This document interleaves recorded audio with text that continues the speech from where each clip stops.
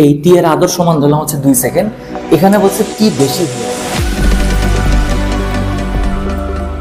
আসসালামু আলাইকুম my dear HSC students, physics brain টিজারের 5th ক্লাসে তোমাদের জন্য আরো একটি ইন্টারেস্টিং টপিক নিয়ে এসেছি, দোলনকালের পরিবর্তন। এই দোলনকালের পরিবর্তন থেকে প্রত্যেক বছর একটা সৃজনশীল বোর্ড পরীক্ষার কোশ্চেনগুলোতে আসছে এবং বিগত বছরে বুয়েট ভর্তি পরীক্ষা এবং অন্যান্য ঢাকা ইউনিভার্সিটি ভর্তি পরীক্ষা সহ বিভিন্ন বিশ্ববিদ্যালয়ের ভর্তি পরীক্ষাগুলোতেও একটা না একটা কোশ্চেন আসছেই। আজকের টপিকটা আমরা ভালোভাবে বোঝার চেষ্টা করব, দোলনকালের পরিবর্তন। এখান থেকে আমাদেরকে মাস্ট একটা অ্যান্সার করতে হবে এবং এই টপিকটা খুব সহজেই আমরা এই অধ্যায় থেকে একটা অ্যান্সার করতে পারবো। দেখো, এই দোলনকালের পরিবর্তন কমপ্লিটলি বোঝার জন্য তোমাদের এই 6টা জিনিস সম্পর্কে ভালোভাবে ধারণা রাখতে হবে। দোলনকাল এই 6 ভাবেই পরিবর্তিত হয় এবং এই 6টা সূত্রের সাথে প্রত্যেকটা ইন্টাররিলেটেড বা কানেক্টেড। তো এই 6টা সূত্র নিয়ে আমরা আলোচনা করব। ফার্স্ট অফ হচ্ছে পৃথিবীর আকৃতি। পৃথিবীর আকৃতি, এটার কারণে গ্র্যাভিটির চেঞ্জেস আসে, ভরকেন্দ্রের সরণের কারণে লেন্থের চেঞ্জেস আসে, ঋতু বৈচিত্র্যের কারণে লেন্থের চেঞ্জেস আসে, উচ্চতার ক্রিয়ার কারণে এটাতে আমরা বিশেষ একটা সূত্র পরিবর্তন করব, গভীরতার ক্রিয়ার কারণে একটা বিশেষ সূত্র পরিবর্তন করব এবং দিনে ঘন্টায় বা সময় এই ক্ষেত্রে আরো একটা সূত্র পরিবর্তন করব। এই প্রত্যেকটা সূত্র এক জায়গায় কম্বাইন্ড হয়ে একটা সুন্দর দোলনকালের পরিবর্তনের জন্য স্মুথ সূত্র আসবে এবং ওই সূত্র দিয়ে সব ধরনের ম্যাথগুলো আমরা করতে পারবো। তাহলে দেরি না করে শুরু করা যাক আজকের দোলনকালের পরিবর্তনের ক্লাস। ফার্স্টে শুরু হচ্ছে পৃথিবীর আকৃতি দিয়ে। 1 নম্বরে পৃথিবীর আকৃতি রাখার রিজন হচ্ছে পৃথিবী সম্পূর্ণরূপে বৃত্তাকার না। পৃথিবী একটু কমলালিবর আকৃতির হওয়ার কারণে, এটার কারণে এটাতে গ্র্যাভিটি ইফেক্ট ফেলে এবং গ্র্যাভিটির কারণে দোলনকাল ইফেক্ট ফেলে। দেখো, ধরো এইটা হচ্ছে আমাদের পৃথিবীর আকৃতি মোটামুটি এই ধরনের হয়, একেবারে বৃত্তাকার হয় না। এই পৃথিবীর ঠিক মাঝ বরাবর যে অক্ষকে কেন্দ্র করে পৃথিবীটা রোটেট হচ্ছে বা ঘুরতেছে, সেই অক্ষটাকে বলা হয় মেরু রেখা। এটা হচ্ছে আমাদের মেরু। আর এই মেরু রেখার সাথে ঠিক পৃথিবীর কেন্দ্রগামী আরেকটা লম্ব রেখা, এই রেখাকে বলা হচ্ছে আমাদের বিষুব। এই দুটো হচ্ছে আমাদের রেখা, মেরু রেখা আর বিষুব রেখা। এখন এই মেরু রেখার দূরত্ব আর বিষুব রেখার দূরত্ব পৃথিবীর কেন্দ্র থেকে একই পরিমাণ না। পৃথিবীর কেন্দ্র থেকে মেরু রেখার দূরত্ব দেখো নোটিসেবল যে এটা অনেকটা কম, এই দূরত্বটা কম। আর এটাই হচ্ছে পৃথিবীর ব্যাসার্ধ। আর পৃথিবীর ব্যাসার্ধ তাহলে মেরু অঞ্চলে কি হয়ে যাচ্ছে ভাইয়া? কম হচ্ছে। আর বিষুব অঞ্চলে এই আরটা বেশি হয়ে যাচ্ছে, বিকজ ডিস্টেন্সটা পৃথিবীর সেন্টার থেকে একটু বেশি হয়ে যাচ্ছে। তাহলে এবার একটু নোটিস করে দেখো তো, আর এর সাথে গ্র্যাভিটি সম্পর্কযুক্ত না? আমরা সাধারণত gravity G is equal to আমরা জানি জিএম বাই আর স্কয়ার, মহাকর্ষ বিকর্ষ অধ্যায়ে আমরা পড়ছি। এটা হচ্ছে আমাদের 1 নম্বর ইকুয়েশন।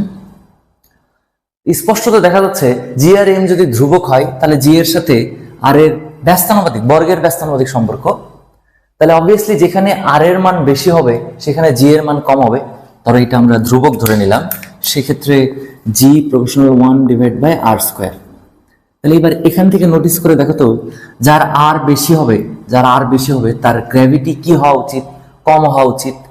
যেহেতু বিষুব অঞ্চলে আরটা বেশি, ডিস্টেন্সটা বেশি, তাহলে ওখানে গ্র্যাভিটি কি হবে ভাইয়া?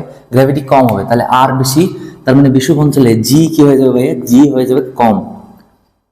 আবার সিমিলারলি মেরু অঞ্চলে আর এর মান কম, তাহলে জি এর মান কি হবে ভাইয়া? জি এর মান হবে হচ্ছে বেশি, তাহলে মেরু অঞ্চলে জি এর মান বেশি। এখন এই জি এর সাথে আবার টি রিলেটেড, আমরা শুরুতে লিখেছিলাম পর্যায়কালের সূত্র। পর্যায়কাল টি ইজ ইকুয়াল টু আমরা জানি 2 pi root over L divide by G. এবার টি এর সাথে জি এর যদি কম্পেয়ার করি তাহলে টি প্রপোর্শনাল 1 ডিভাইড বাই রুট জি। এবার টি এর সাথে জি এর আবার ব্যস্তানুপাতিক সম্পর্ক, অর্থাৎ জি যেখানে বেশি হবে টি সেখানে আবার কম হবে। তাহলে দেখো এখানে জি কম, জি এর মান কম, যেহেতু জি এর মান কম তাহলে টি এর মান কি হবে ভাইয়া? টি এর মান এই জায়গায় বেশি হবে, তাহলে এখানে টি এর মান হবে হচ্ছে বেশি। আবার দেখো যেখানে জি এর মান বেশি হবে, এখানে জি এর মান বেশি, যেহেতু এখানে জি এর মান বেশি, মেরু অঞ্চলে জি এর মান বেশি, তাহলে সেখানে টি এর মান হবে হচ্ছে কম। এই পর্যন্ত কি তোমরা বুঝতে পারছো? এই দুটো ইকুয়েশন থেকে নোটিস করে দেখো, এই দুটো ইকুয়েশন থেকে আর কি এইভাবে আমাদের অভিকর্ষ স্তরণের পরিবর্তনের সাথে দোলনকাল পরিবর্তন হয়। তাহলে দোলনকাল কিভাবে পরিবর্তন হচ্ছে আরেকবার রিপিট করি। মেরু অঞ্চলে আর এর মান কম, মেরু অঞ্চলে আর এর মান কম হওয়ার কারণে জি এর মান হয়ে যাচ্ছে বেশি, জি এর মান বেশি। আর জি এর সাথে আবার টি এর সম্পর্ক থাকার কারণে জি এর বেশি হওয়ার কারণে টি এর মান হয়ে গেল কম। সিমিলারলি বিষুব অঞ্চলে জি এর মানটাই কম, জি এর মান কম, টি এর মান সেক্ষেত্রে তাহলে কি হয়ে যাবে? বেশি। তো এইটা হচ্ছে আমাদের মেরু অঞ্চলে আর বিষুব অঞ্চলের ক্ষেত্রে এইটুকু জিনিস আমাদেরকে মনে রাখতে হবে যে মেরু অঞ্চলে টি এর মান কম, জি এর মান বেশি এবং আর এর মান কম। ফার্স্টে এখান থেকে শুরু হবে, আর কম তাহলে জি বেশি হবে, আর জি বেশি হলে টি বেশি হবে। এখন স্লো আর ফাস্টের ধারণাতে আসি। স্লো আর ফাস্টে দেখো, পর্যায়কাল বেশি আর পর্যায়কাল কম, এই দুটাতে আমরা ভালোভাবে নোটিস করব। দেখো পর্যায়কাল কম আর এটাতে পর্যায়কাল বেশি। তো পর্যায়কাল কম বা বেশি হলে সেক্ষেত্রে কি হয়, দেখো পর্যায়কাল বেশি, স্ট্যান্ডার্ড পর্যায়কালটাকে ধরলাম হচ্ছে আমরা 2 সেকেন্ড, স্ট্যান্ডার্ড পর্যায়কালটা হচ্ছে 2 সেকেন্ড ধরে নিলাম, একটা সেকেন্ড দোলক, সেকেন্ড দোলকের ক্ষেত্রে পর্যায়কাল হচ্ছে 2 সেকেন্ড। এখানে জি এর মান কম হয়, জি এর মান কম হয়, টি এর মান কি হয়ে গেছে, বেশি হয়ে গেছে। যেহেতু টি স্ট্যান্ডার্ড ছিল 2 সেকেন্ড, এটা হচ্ছে আমাদের আদর্শ মান, ওয়ান কাইন্ড অফ, এটা হচ্ছে আমাদের আদর্শ মান। তো জি এই টি এর আদর্শ মান ধরলাম হচ্ছে 2 সেকেন্ড, এখানে বলছে টি বেশি হয়ে গেছে, তাহলে 2 এর থেকে একটু বেশি হয়ে গেছে, সাপোজ ধরে নিলাম এখানে টি হচ্ছে 2.5 সেকেন্ড, আর এখানে টি কি হয়ে গেছে, কম হয়ে গেছে, তাহলে স্ট্যান্ডার্ড মানই তো 2 সেকেন্ড, তাহলে কম হয়ে টি হয়ে গেছে হচ্ছে ধরে নিলাম 1.5 সেকেন্ড।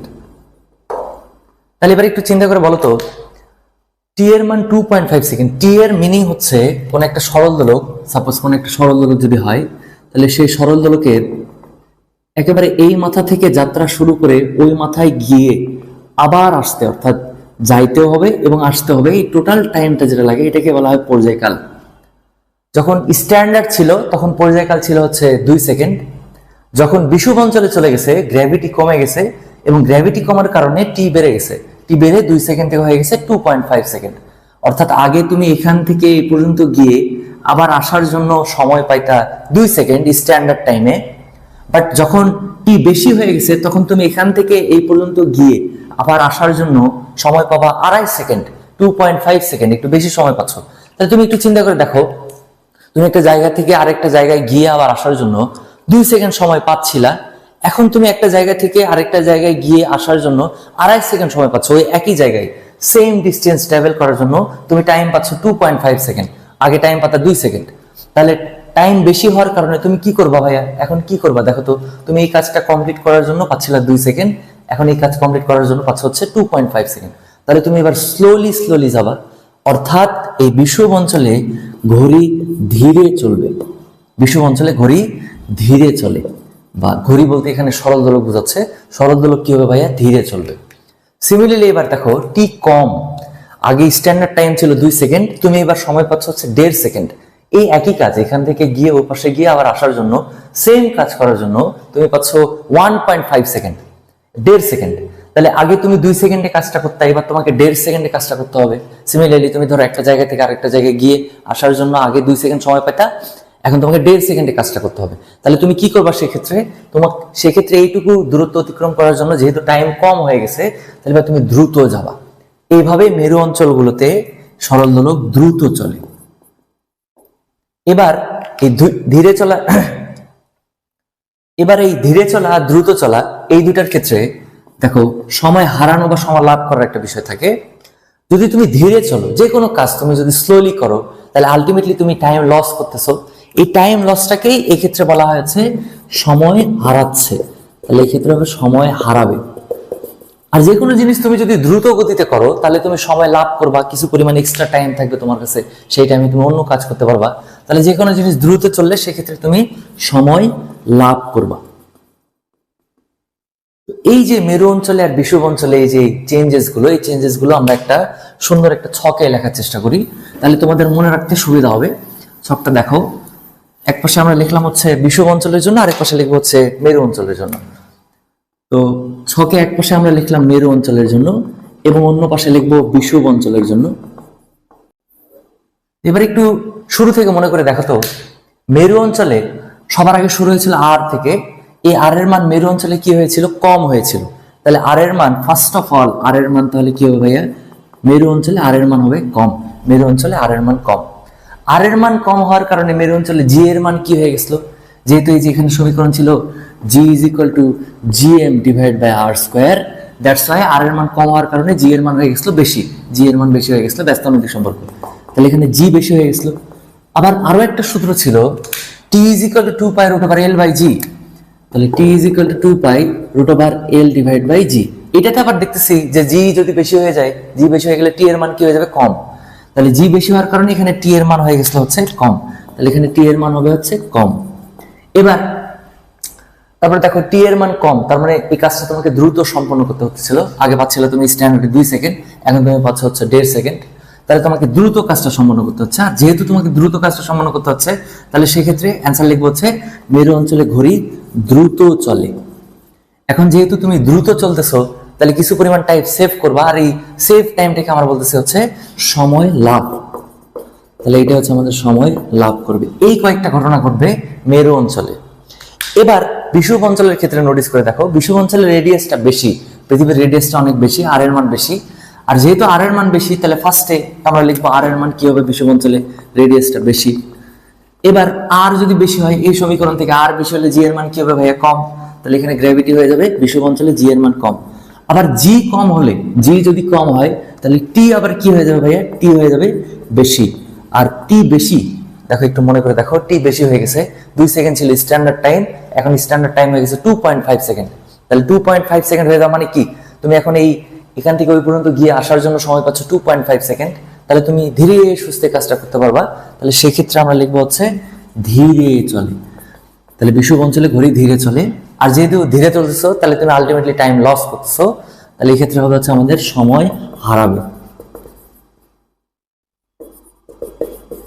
তো এইটাই হচ্ছে আমাদের দোলনকালের পরিবর্তনের ফার্স্ট কনসেপ্ট। পৃথিবীর আকৃতির জন্য কিভাবে মেরু অঞ্চলে চেঞ্জেস গুলো আসে এবং বিষুব অঞ্চলে কি কি চেঞ্জেস আসে, প্রত্যেকটাই স্টেপ বাই স্টেপ সুন্দরভাবে সাজিয়ে দিলাম।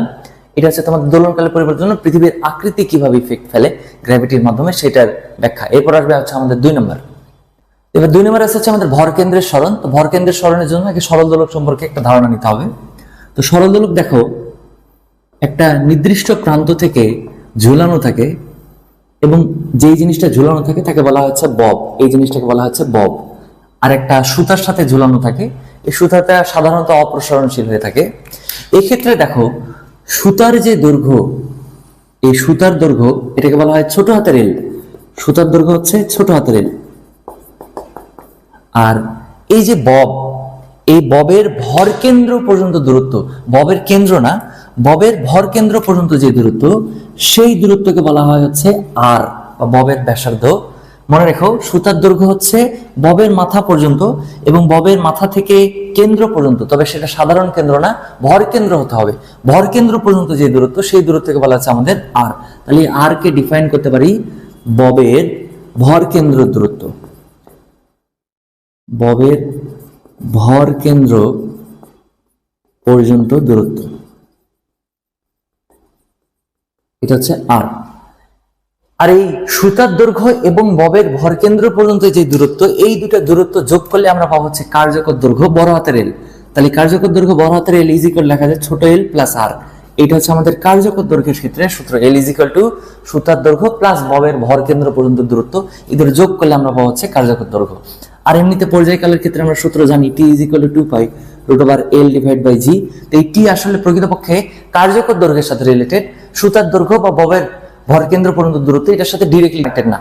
তো এবার দেখো, এই ববটা আমরা পানি দ্বারা পূর্ণ করলাম, ববটাকে পানি দ্বারা পূর্ণ করলাম। সেক্ষেত্রে দেখো, এই ববটা এখন একটা পানির গোলক আকারে আচরণ করবে। এর মধ্যে বর্তমানে কিছু নাই, বর্তমানে বায়ু আছে, এখনো পানি দেই নাই আমরা এর মধ্যে। তাহলে বর্তমানে এর গ্র্যাভিটি বা সেন্টার অফ গ্র্যাভিটি কোথায় হবে, এইখানে হবে। যেহেতু কিছু নাই, বায়ু আছে, পুরোটা বায়ু দিয়ে ফিল আপ, তাহলে ঠিক মাঝখানে হবে হচ্ছে সেন্টার অফ গ্র্যাভিটি। তাহলে এখান থেকে একেবারে এই পর্যন্ত পুরোটুকু দূরত্ব, এটা হবে হচ্ছে আমাদের এল বা কার্যকর দৈর্ঘ্য। এবার এই ববটাকে আমরা পানি দ্বারা পূর্ণ করলাম, ববটাকে পানি দ্বারা পূর্ণ করলাম। এবার আমরা এই ববের মধ্যে আমরা পানি ইনসার্ট করলাম, বাইরে থেকে পানি ইনসার্ট করলাম। তাহলে এবার একটু চিন্তা করে দেখো তো, এবার এটার মধ্যে যদি পানি পূর্ণ থাকে, তাহলে একটু কনসেপ্ট দিয়ে ভেবে দেখো তো, এখনো সেন্টার অফ গ্র্যাভিটি কোথায় হওয়া উচিত, এখনো সেন্টার অফ গ্র্যাভিটি ঠিক মাঝখানে হওয়া উচিত, যেহেতু এটা পানি দ্বারা পূর্ণ। এখানে আছে হচ্ছে বায়ু, তারপরে আমরা সেকেন্ড কন্ডিশন রাখলাম হচ্ছে পানি পূর্ণ। যখন পানি দ্বারা পূর্ণ আছে, তখনও সেন্টার অফ গ্র্যাভিটি আছে হচ্ছে ঠিক মাঝখানে। আর এখান থেকে শুরু করে একেবারে সেন্টার অফ গ্র্যাভিটি পর্যন্ত যে দূরত্ব, এটাই হচ্ছে কার্যকর দৈর্ঘ্য, যেটা আমরা পড়লাম একটু আগে।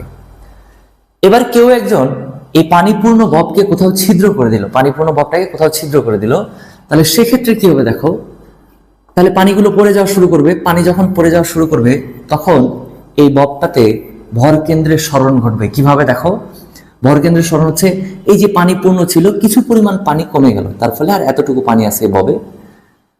তো ভর কেন্দ্র হবে যেই জায়গায় ব্যালেন্স হবে, যেহেতু পানি নিচে নেমে চলে এসেছে, তো এবার পানিকে ব্যালেন্স করার জন্য ভর কেন্দ্র আগের চেয়ে একটু নিচে নেমে আসবে। অর্থাৎ আগে ভর কেন্দ্র ছিল এই লেভেলে, একটু উপরে, এবার দেখো ভর কেন্দ্র লেভেল কিন্তু একটু হলেও নিচে নেমে এসেছে। তার ফলে কার্যকর দৈর্ঘ্য কি হয়ে যাবে? বৃদ্ধি পাবে। কারণ আমরা জানি একবারে মাথা থেকে ভর কেন্দ্র পর্যন্ত যে দূরত্ব সেইটা হচ্ছে কার্যকর দৈর্ঘ্য। সুতার দৈর্ঘ্য এই ক্ষেত্রে আনচেঞ্জড, বাট এই গ্র্যাভিটি পানি কমে যাওয়ার কারণে সেন্টার অফ গ্র্যাভিটিও কি হয়ে চলে আসছে? নিচে চলে আসছে। তার ফলে এলটা কি হয়ে গেছে? একটু বেশি হয়ে গেছে। এটা আমরা নতুন এল দিলাম, এল ডবল প্রাইম। এবার আরো ছিদ্র হলো, ছিদ্র দিয়ে আরো পানি পড়তেই থাকলো। পানি পড়তে পড়তে এবার চিন্তা করে দেখো তো, পানি একেবারে শেষ প্রান্তে চলে আসলো, পানি লাস্ট দিকে এইটুকু শুধু পানি আছে। আর তাহলে এবার সেন্টার অফ গ্র্যাভিটি কোথায় হওয়া উচিত? এই সরল দোলকের ক্ষেত্রে সেন্টার অফ গ্র্যাভিটি তাহলে হবে এইবার আবারও এই পানির মাঝখানে, এখানে হওয়া উচিত সেন্টার অফ গ্র্যাভিটি। একেবারে শুরু থেকে একেবারে সেন্টার অফ গ্র্যাভিটি পর্যন্ত এইটুকু দূরত্বকে বলা হচ্ছে আমাদের নতুন দৈর্ঘ্য এল ডবল প্রাইম। দেখো এল ডবল প্রাইমটা বেড়ে গেল না? শুরুতে যেটা ছিল এল, তার চেয়ে অনেক বেশি হয়ে গেছে। এবার সবগুলো পানি বের হয়ে চলে গেল, একটাও পানি থাকলো না। তাহলে সেক্ষেত্রে কি ঘটনা ঘটবে দেখো, যখন পানি সবগুলো বের হয়ে চলে গেছে তখন আবার জিনিসটা দেখো তো, 1 নম্বর সিচুয়েশনের মতো চলে আসবে। সবগুলো পানি বের হয়ে চলে গেছে, তাহলে সেন্টার অফ গ্র্যাভিটি আবার কি হয়ে যাবে? মাঝখানে চলে আসবে। যেহেতু পুরোটা বায়ু দ্বারা ফিল আপ, তাহলে এবার তো আর সেন্টার অফ গ্র্যাভিটি পানির কারণে নিচের দিকে যাবে না, যেখানে ছিল সেখানেই থাকবে।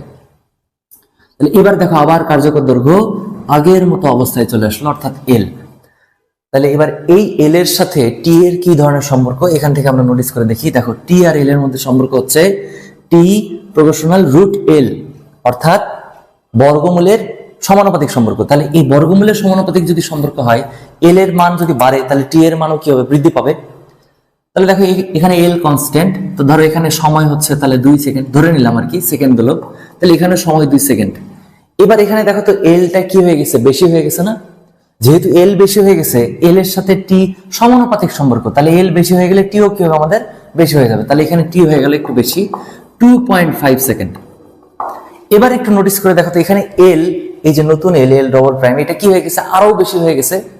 যেহেতু আরো বেশি হয়ে গেছে তাহলে এখানে পর্যায়কাল হবে হচ্ছে 3 সেকেন্ড। এবার দেখো এল আবার আগের মতো অবস্থায় চলে আসছে, তাহলে এই ক্ষেত্রে আবার টি আসবে হচ্ছে আবার আগের মতো, অর্থাৎ 2 সেকেন্ড। তাহলে এল বাড়ার সাথে সাথে পর্যায়কাল কি হচ্ছে? বৃদ্ধি পাচ্ছে এবং পুনরায় আবার পর্যায়কাল আগের মতো অবস্থায় আসতেছে। তাহলে পর্যায়কাল বাড়া মানে দেখো এখানে আর এখানে একই পর্যায়কাল, এখানে পর্যায়কাল বেশি হয়ে গেছে, তাহলে এখানে সরল দোলক কি হবে ভাইয়া?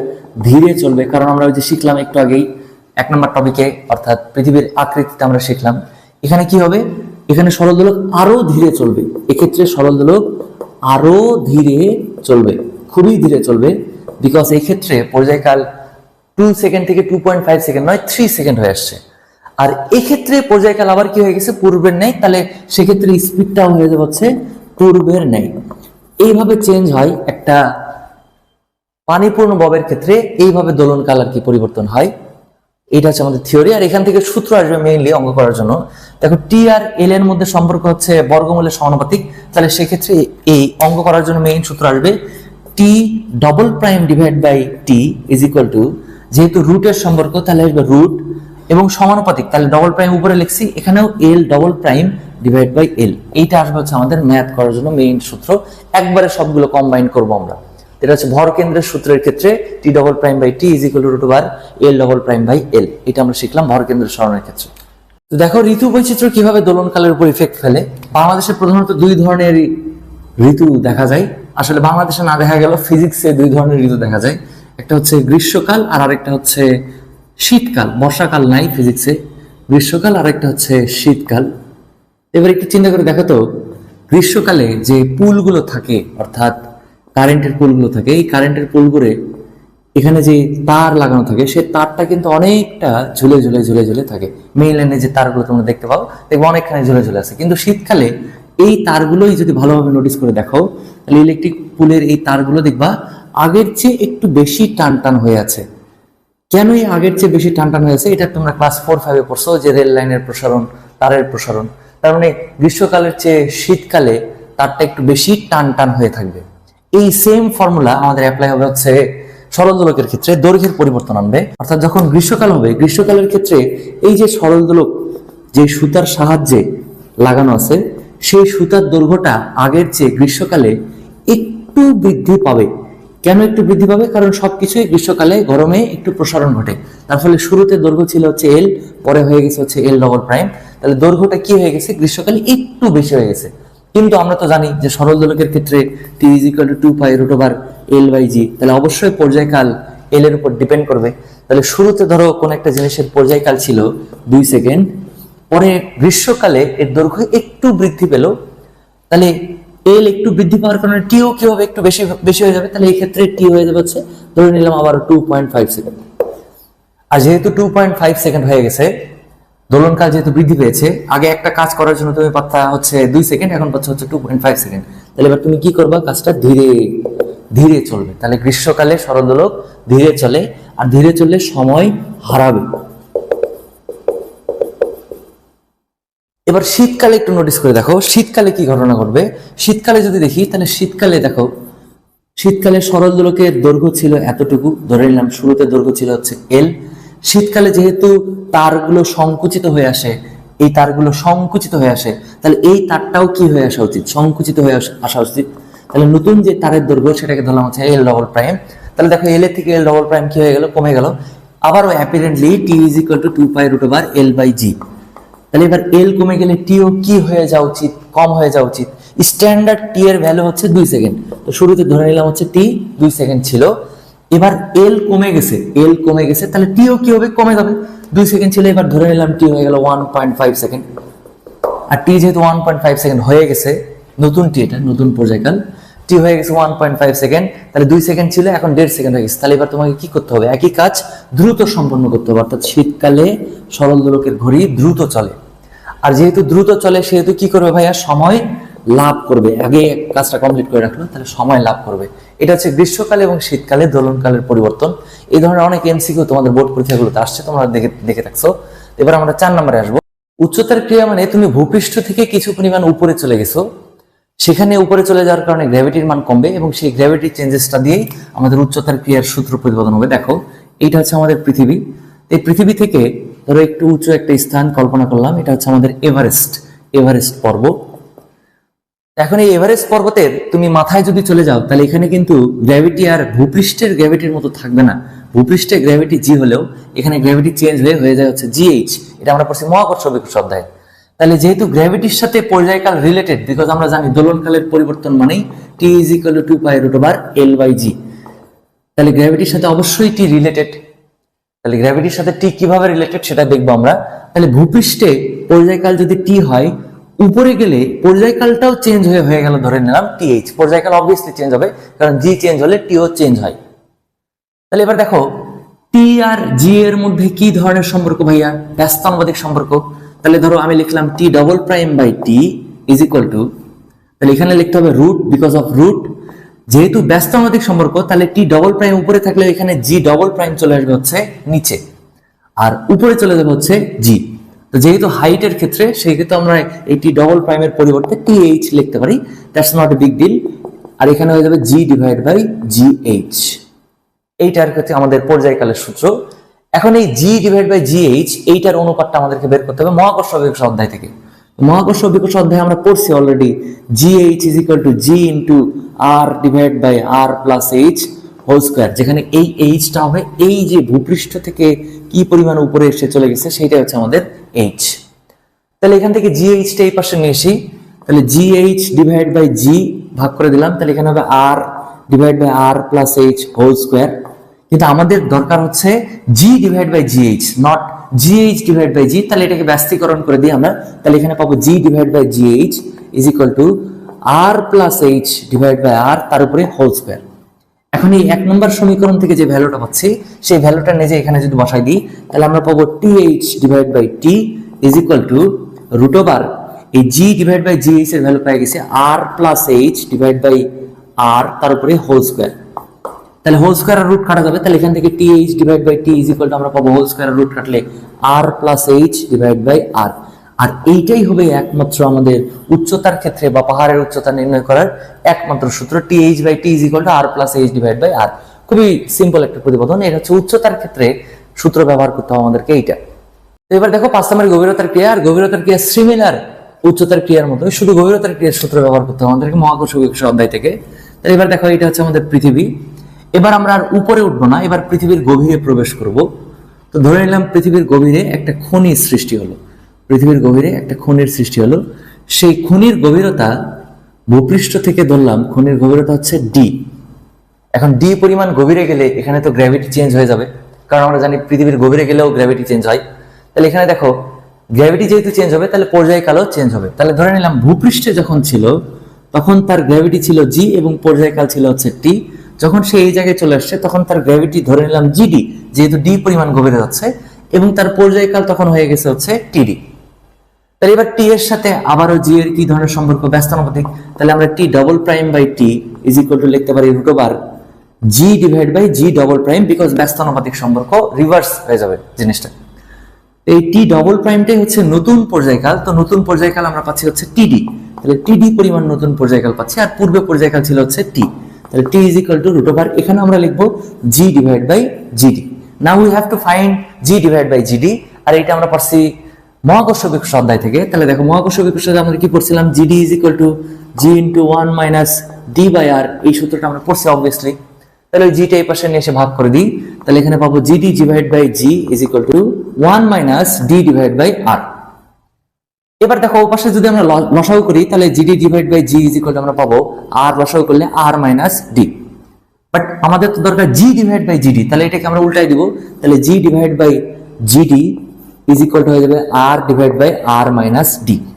এইটা এবার আমাদের 1 নম্বর ইকুয়েশন গভীরতার ক্ষেত্রে।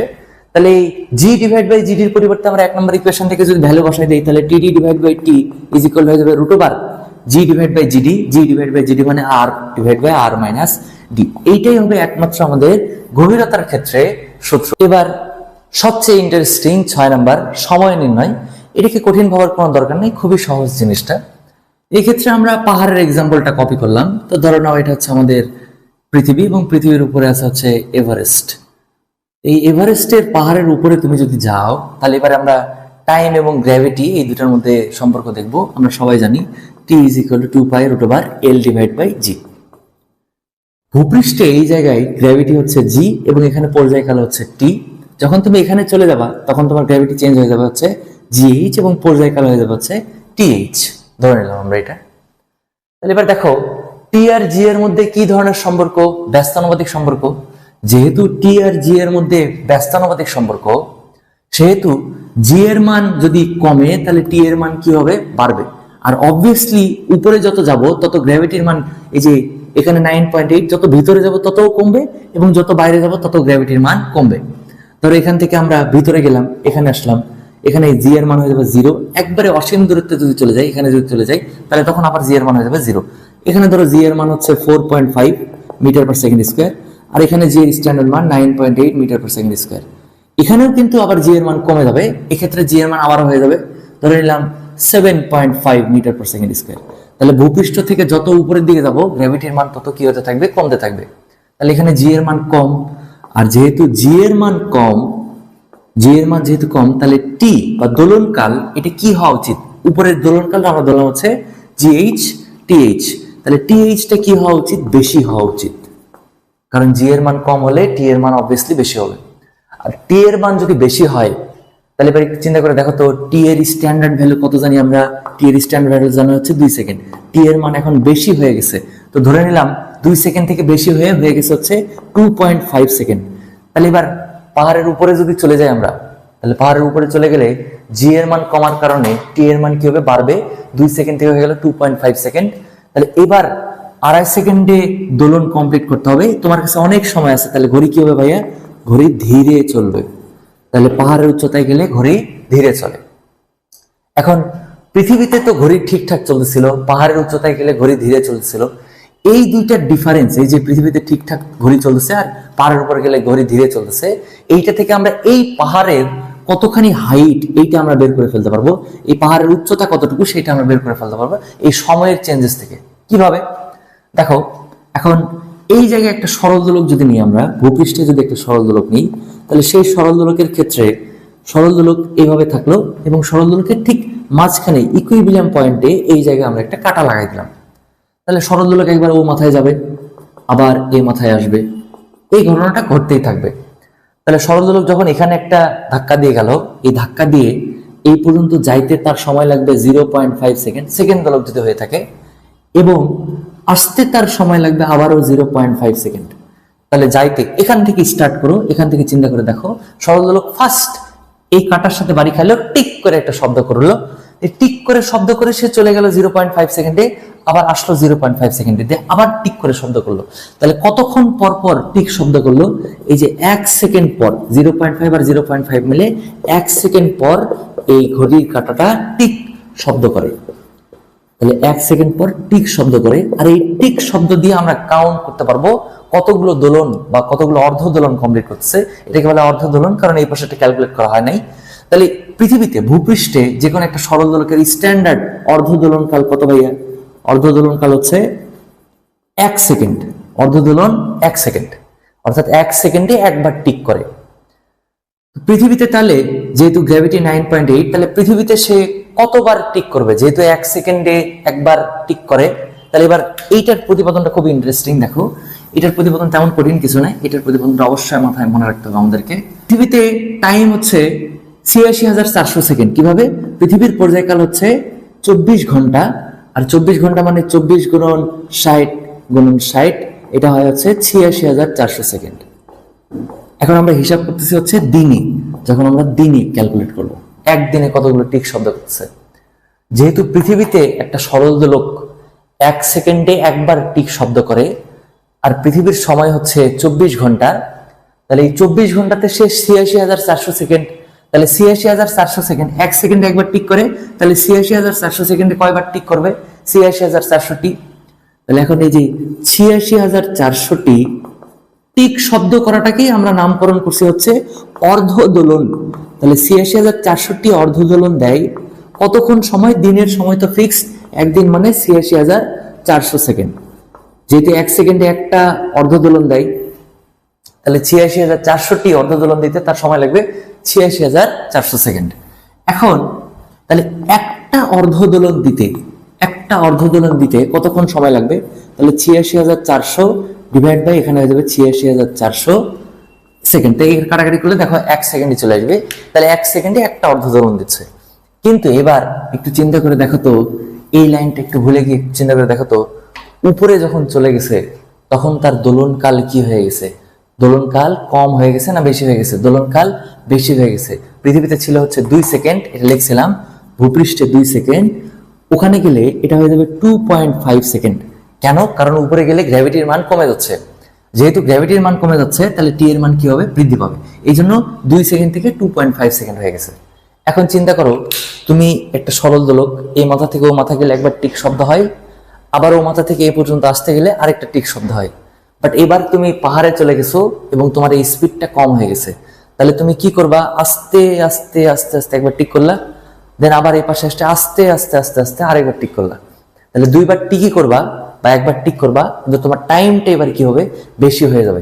তুমি এখানে গিয়ে তুমি ধরো একদিন, দিনের টাইম কিন্তু এখানেও যা ওখানেও যা, কারণ পৃথিবী সবাইকে নিয়েই 24 ঘন্টায় একবার দোলনকাল সম্পন্ন করতেছে। তাহলে এখানেও পৃথিবীর টাইম 24 ঘন্টা, পাহাড়ে গেলেও টাইম 24 ঘন্টা, একদিন মানে 24 ঘন্টা, যেখানে যাও একদিন মানে 24 ঘন্টা। ব্ল্যাক হলে গেলে হিসাব আলাদা। পৃথিবীতে একদিন মানে 24 ঘন্টা, এখানেও একদিন মানে 24 ঘন্টা, কিন্তু এখানে তোমার দোলনের স্পিডটা ছিল বেশি, এখানে তোমার দোলনের স্পিডটা কম হয়ে গেছে। তার ফলে তুমি এখানে আর আগের মতো অর্ধ দোলন কমপ্লিট করতে পারবে না। দিনের সময় ৮৬,৪০০ থাকবে, কিন্তু তোমার স্পিড কমে গেছে। তোমার এখানে স্পিড কমে যাওয়ার কারণে তুমি অর্ধ দোলন কম দিবা, যেহেতু তুমি স্লোলি যাচ্ছ। তো ধরে নিলাম তুমি দিনে এনটি অর্ধ দোলন কম দিচ্ছ, যেহেতু স্লো হয়ে গেছে, তাহলে এন সংখ্যক অর্ধ দোলন কম দিচ্ছে। তাহলে এবার আগে দিতে ৮৬,৪০০ যখন পৃথিবীতে ছিল, উপরে গেলে এন সংখ্যক কম দিচ্ছ। তাহলে সেক্ষেত্রে কি করবো আমরা? ৮৬,৪০০ মাইনাস করবো, এত মাইনাস এন, এতটি অর্ধ দোলন দিবে। যেহেতু দিনের টাইম ফিক্সড, উপরে এবং পৃথিবীতে এবং আশেপাশের সব এরিয়াতেই 24 ঘন্টা মানে একদিন, তাহলে এখানে ৮৬,৪০০ সেকেন্ডই তুমি পাবা। অর্থাৎ তোমার স্পিড যখন ভালো ছিল তখন তুমি ৮৬,৪০০টা দিতা ৮৬,৪০০ সেকেন্ডে, যখন তোমার স্পিড স্লো হয়ে গেল, কমে গেল, তখন তুমি ৮৬,৪০০ মাইনাস এন এতটি অর্ধ দোলন দিচ্ছ ৮৬,৪০০ সেকেন্ডে। তাহলে এবার একটি অর্ধ দোলন দিতে তোমার কতক্ষণ সময় লাগবে? এটা হবে ৮৬,৪০০ ডিভাইড বাই ৮৬,৪০০ মাইনাস n। এবার ধরো তোমার দোলনকাল ধরে নিলাম টি, তাহলে টি টি অর্ধ দোলন দিবা, তাহলে এর সাথে গুণ হয়ে যাবে হচ্ছে টি, তাহলে ৮৬,৪০০ ইন্টু টি ডিভাইড বাই ৮৬,৪০০ মাইনাস n। আর এইটাই হবে তোমার নতুন দোলনকাল, যার একক থাকবে হচ্ছে সেকেন্ড। তাহলে এইটাই হবে তোমার নতুন দোলনকাল, আর নতুন দোলনটাকে আমরা টি ডবল প্রাইম দ্বারা প্রকাশ করলাম। তাহলে T double prime is equal to ৮৬,৪০০ ইন্টু টি ডিভাইড বাই ৮৬,৪০০ মাইনাস n। এইটা হচ্ছে আমাদের নতুন দোলনকাল। তাহলে এবার টি ডবল প্রাইম ওই টিটা নিচে নিয়ে আসি, তাহলে এখান থেকে T double prime by T is equal to লেখা যাবে ৮৬,৪০০ ডিভাইড বাই ৮৬,৪০০ মাইনাস n। এখন পাহাড়ে না গিয়ে তুমি এমন কোন একটা জায়গায় গেলা যেখানে ঘুরি আবার দ্রুত চলা শুরু করলো, সেক্ষেত্রে কি হবে? তুমি এনটি কম দিচ্ছিলে, তখন এনটি বেশি দিবা, তখন এখানে কি করে দিতে হবে আমাদের প্লাস। এখানে আমরা দিয়ে দেবো একবারে প্লাস মাইনাস। তাহলে এইটাই হবে হচ্ছে আমাদের দিনের ক্ষেত্রে সূত্র। প্রতিপাদনের কিচ্ছু না বুঝলেও কোনো সমস্যা নেই, শুধু এইটুকু মনে রাখো, T double prime by T is equal to ৮৬,৪০০ ডিভাইড বাই ৮৬,৪০০ প্লাস মাইনাস n। প্লাস কখন দিব? যখন ঘড়িটা দ্রুত চলবে, আর মাইনাস কখন দিব? যখন ঘড়িটা ধীরে চলবে। এইটাই হচ্ছে আমাদের সময় নির্ণয়, দিনের ক্ষেত্রে সময় নির্ণয় করার সূত্র। অনেক সময় বলে দিনে না বলে অনেক সময় বলে যে ঘন্টায়। তো যখন বলবে ঘন্টায়, তখন আমাদের কি করা উচিত? 1 ঘন্টা মানে তখন হয়ে যাবে ৬০ গুণন ৬০, তার মানে ৩৬০০ সেকেন্ড তখন বসায় দিতে হবে। তখন এই ৮৬,৪০০ জায়গায় আমরা বসাবো হচ্ছে ৩৬০০। সেক্ষেত্রে তখন সূত্র আসবে T double prime by T is equal to ৩৬০০ divide by ৩৬০০ plus minus n। এটা হচ্ছে আমাদের নতুন পর্যায়কাল, নতুন দোলনকাল নির্ণয় করার সূত্র। যেখানে টি সেকেন্ড দোলক হলে 2 সেকেন্ড বসাবা, অন্য কোনো দোলক বললে সেই দোলকের পর্যায়কালটা তুমি বসাই দিবা। এটা হচ্ছে আমাদের ঘন্টার ক্ষেত্রে যদি বলে ঘন্টায়, আর এইটা হচ্ছে আমাদের দিনে। দিনে বললে এই সূত্র বসাবো, ঘন্টায় বললে এই সূত্র বসাবো, প্লাস বসাবো যদি বলে প্রশ্ন দ্রুত, আর মাইনাস বসাবো যদি প্রশ্ন বলে হচ্ছে ধীরে।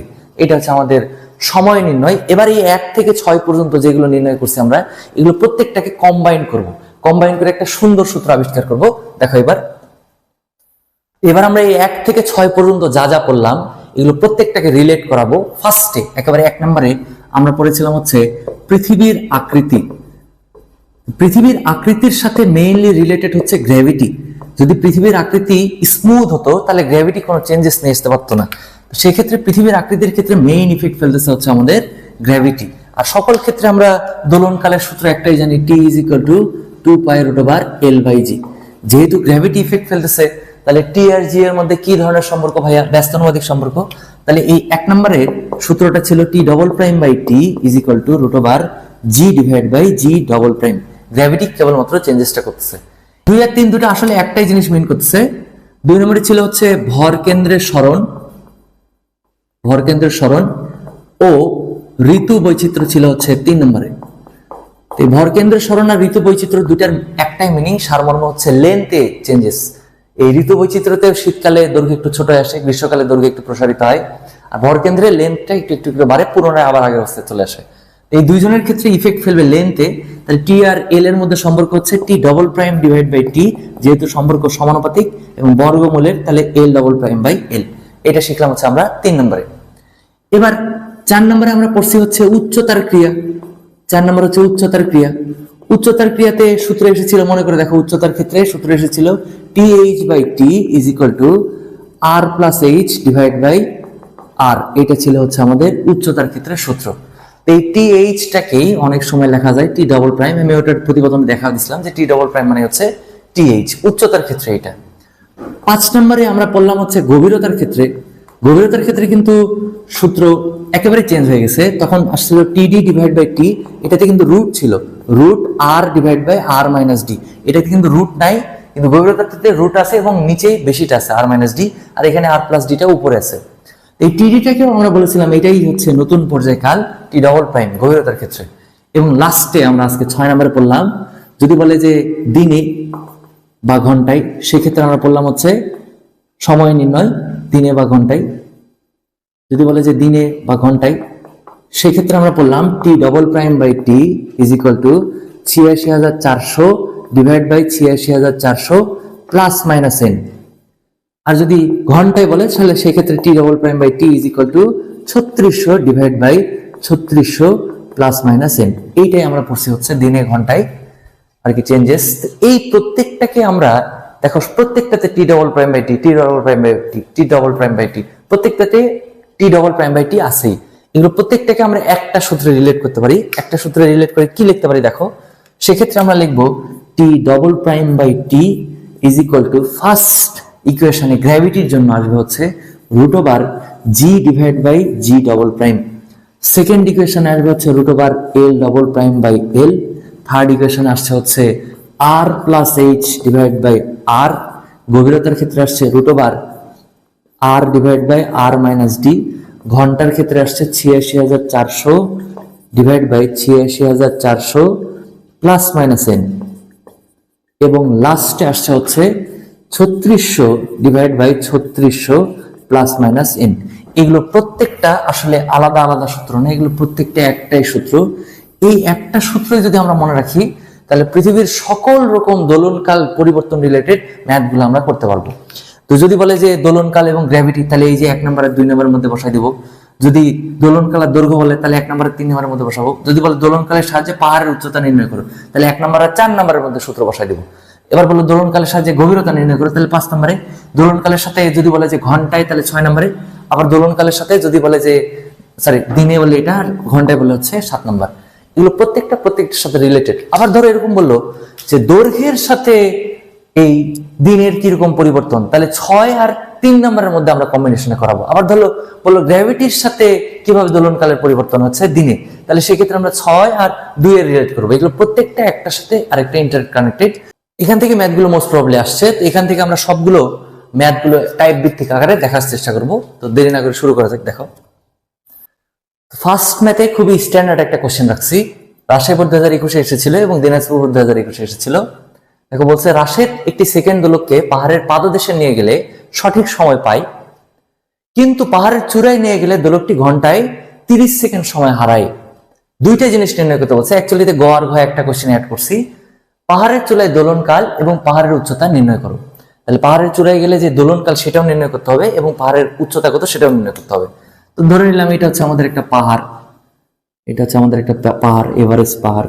যখন সে এর পাদদেশে ছিল, ফার্স্টে বলছে পাদদেশে নিয়ে গেলে সঠিক সময় দেয়। কি নিয়ে গেছে সে, পাদদেশে কোন জিনিসটা নিয়ে গেছে? সে নিয়ে গেছে হচ্ছে সেকেন্ড দোলককে। যেহেতু সেকেন্ড দোলককে নিয়ে গেছে, তাহলে পাহাড়ের পাদদেশে ২ সেকেন্ড সময় দিচ্ছিল সে। আর যখন সে পাহাড়ের উপরে চলে গেছে, এই যে পাহাড়ের উচ্চতা, এই পাহাড়ের উচ্চতাকে ধরলাম হচ্ছে আমরা এইচ। যখন এই জায়গায় চলে গেছে তখন তো তার দোলনকাল পরিবর্তন হয়ে গেছে, তখন তার দোলনকাল হয়ে গেছে হচ্ছে টি এইচ বা টি ডবল প্রাইম। তো যেটা তোমার মন চায় সেটা ধরতে পারো, টি এইচ ধরলাম আমরা।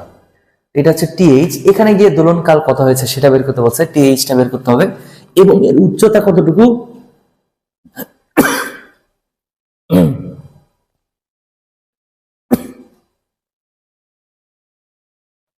এবং এর উচ্চতা কতটুকু সেটাও আমাদেরকে বের করতে হবে। তাহলে সেক্ষেত্রে আমাদের মেইন সূত্র আসবে T H by T is equal to, ফার্স্টে ঘন্টায় বলছে, আগে আমরা দোলনকালটা বের করে ফেলি। ঘন্টায় যেহেতু বলছে, ঘন্টার ক্ষেত্রে সূত্র কি ছিল ভাইয়া? ৩৬০০ divide by ৩৬০০ plus minus N, এইটা ছিল আমাদের।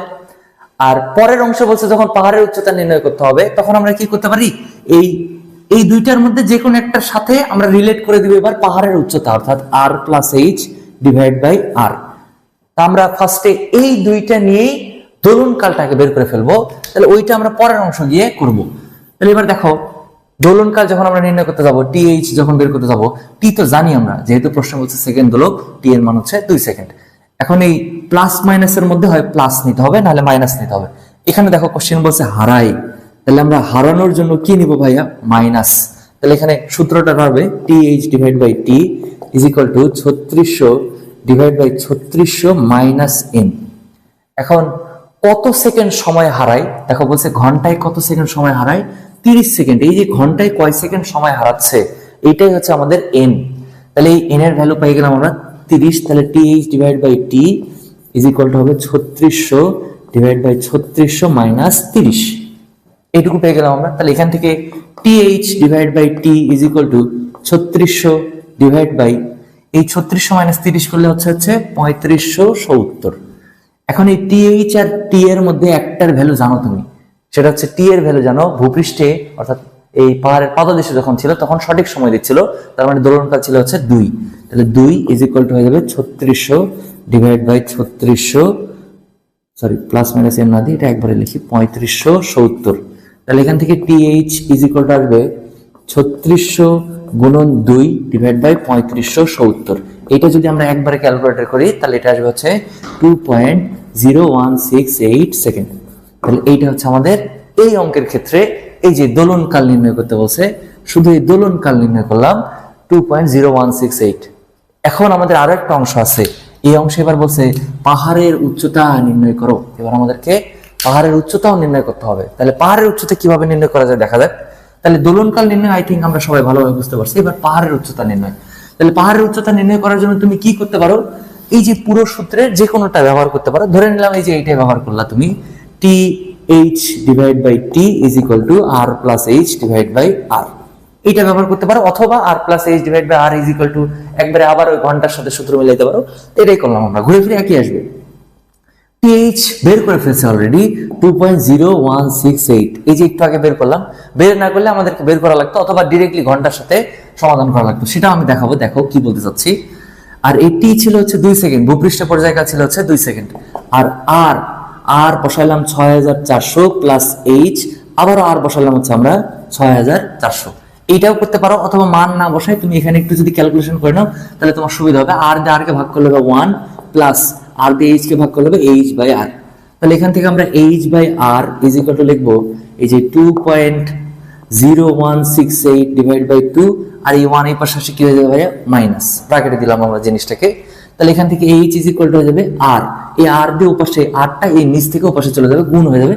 তাহলে আর এর ভ্যালু হচ্ছে 6400 বসাইলাম, কিলোমিটার বসাইলাম। তাহলে কিলোমিটার বসালে আমাদের অ্যান্সারও কি আসবে কিলোমিটারে। তাহলে 2.0168 ডিভাইড বাই 2 মাইনাস 1, এটা যদি একবারে করি তাহলে আমাদের আসবে 53.78 কিলোমিটার। একবারে অ্যান্সারটা কিলোমিটারে চলে আসলো। এই পাহাড়ের উচ্চতা পেয়ে গেলাম আমরা 53.78 কিলোমিটার। যদি তোমার মনে হয় যে এইটা দিয়ে করবা না, তাহলে তুমি কি করতে পারো, তাহলে সেক্ষেত্রে আর প্লাস এইচ ডিভাইড বাই আর, তোমাকে আবার সাহায্য নিতে হবে কার, ঘন্টার। আর ঘন্টার ক্ষেত্রে তুমি জানো ঘন্টার ক্ষেত্রে 3600 divide by 3600 plus minus N. যেহেতু প্লাস মাইনাস আছে তাহলে এবার প্লাস আর মাইনাস নোটিস করবো আমরা, প্লাস বসাবো নাকি মাইনাস বসাবো ভাইয়া বলো তো। যেহেতু এখানে সময় হারাচ্ছে তাহলে কি করতে হবে, আমাদেরকে মাইনাস বসাতে হবে। তাহলে 3600 মাইনাস এন, আর এই এন এর ভ্যালু অলরেডি জানি আমরা, এন এর ভ্যালু হচ্ছে 30, বিকজ ঘন্টায় 30 সেকেন্ড সময় হারায়। তাহলে এবার এখান থেকে আমরা আর দিয়ে আর কে ভাগ করলে হবে 1 plus H divide by R is equal to এখানে হবে 3600 ডিভাইড বাই 3570। তাহলে এখান থেকে H divide by R is equal to হয়ে যাবে 3600 ডিভাইড বাই 3570 মাইনাস 1, এটা ব্র্যাকেটে। আর আর ওই পাশে পার করে দিলে এইচ হবে। আর এর ভ্যালু 6400 কিলোমিটার বসালাম, তাহলে এখানে 3600 ডিভাইড বাই 3570 মাইনাস 1। এখান থেকেও আমাদের এইচ একই আসবে, অর্থাৎ 2.0168 বাই 2 যেটা, সেটাই হচ্ছে 3600 ডিভাইড বাই 3570। আগে এটা বের করে ফেলছে, এই জন্য এই পদ্ধতিতেও করতে পারো। এটা হচ্ছে ফার্স্ট ওয়ে, আর ওইটা হচ্ছে আমাদের সেকেন্ড ওয়ে। দুইটাই করতে হবে এরকম কোনো কথা নাই, যে কোনো একটা দিয়ে করবা, অত সময় নাই। হয় ফার্স্ট ওয়েতে করবা নাহলে সেকেন্ড ওয়েতে করবা। সেকেন্ড ওয়েতে করলে দেখো এইটুকু করলে আমরা পাবো আবারও 53.78 কিলোমিটার।